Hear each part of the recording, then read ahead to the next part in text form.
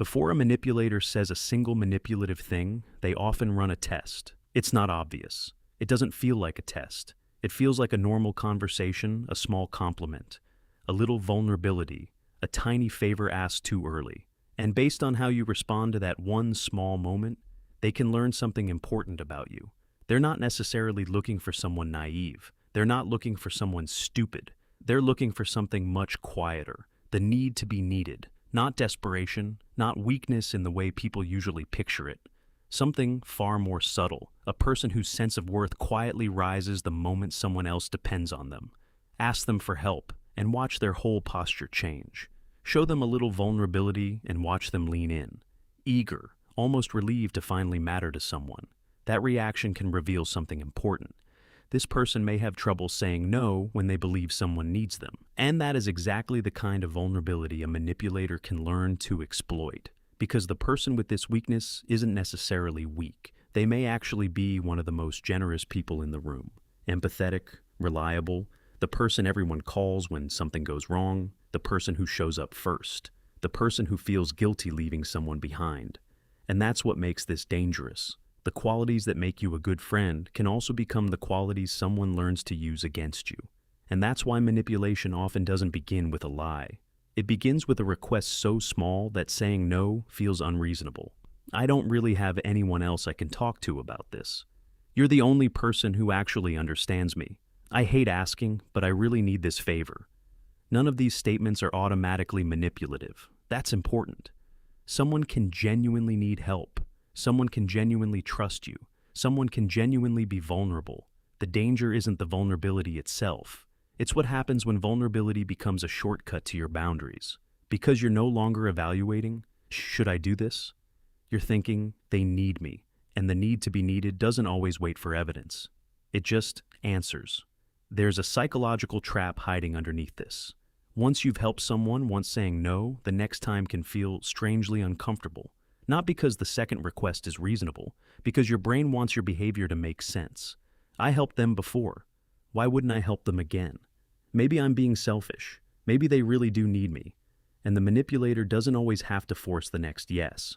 Your previous yes starts doing the work for them. The first favor was small. Maybe it was an hour of your time, a little money, keeping a secret, canceling your own plans, giving them another chance. Nothing dramatic. Nothing that felt like a boundary had been crossed. But now there's a precedent. You already said yes once. So the next yes feels slightly easier. Then another. And slowly the size of the request changes. What once would have felt unreasonable starts feeling normal. Not because you consciously agreed to all of it. Because you gradually trained yourself to tolerate more. And this is why manipulation often works better as a series of small steps than one giant demand. A manipulator doesn't need to ask for everything on day one. They just need to discover your threshold. How quickly will you help? How uncomfortable are you with saying no? How much guilt can you tolerate? Will you explain yourself when you refuse?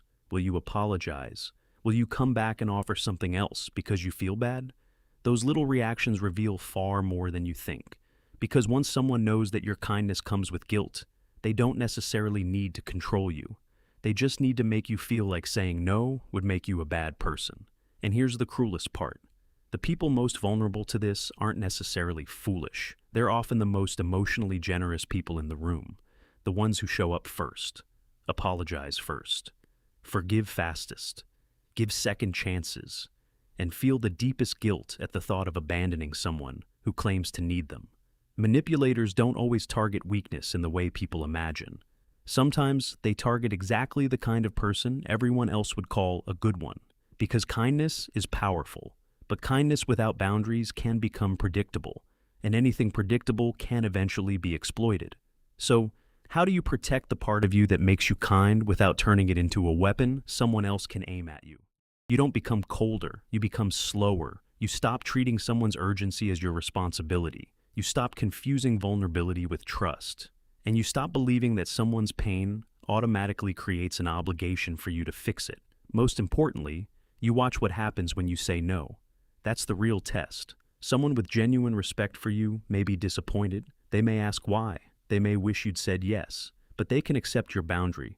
Someone who was relying on your caretaker instinct may react very differently. Suddenly you're selfish, ungrateful, cold.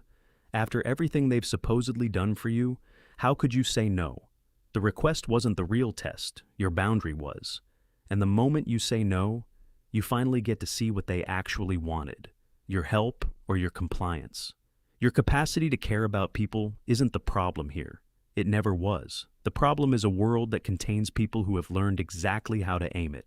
So, think about the last person who made you feel needed almost instantly. Was that closeness? Or was it a test you passed without knowing you were taking it? Because the most dangerous manipulation doesn't always begin with someone taking something from you. Sometimes it begins by convincing you that giving it away is proof that you're a good person. If this changed the way you look at the people who need you the most, subscribe to MindraftX. Because the kindest people are rarely targeted for being weak.